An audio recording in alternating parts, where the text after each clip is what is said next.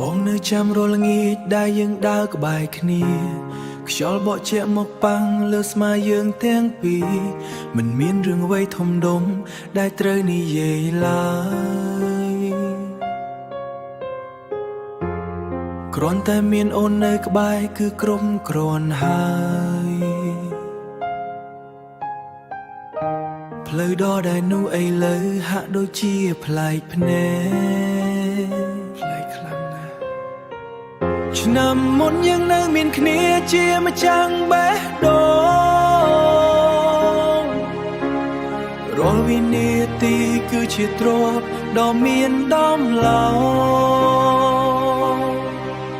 បងនឹកកើភ្នែកដែលធ្លាប់តែសម្លឹងមកបងតើអូនដឹងទេថាបងនៅតែនឹកដល់ឆ្នាំនោះ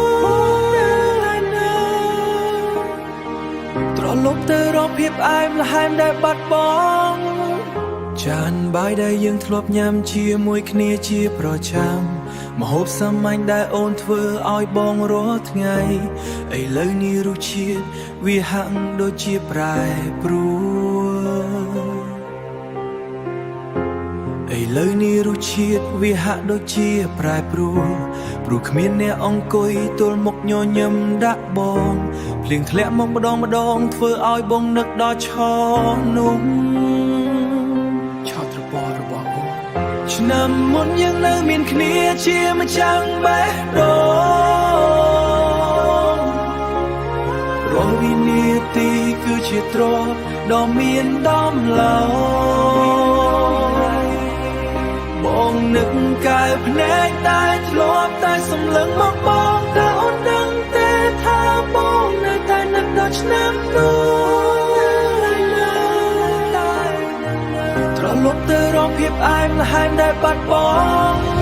ពេលវេលាមិនដែលរងចាំអ្នកណាម្នាក់ឡើយតែពេលដងបងនៅជាប់គាំងក្នុងឆ្នាំចា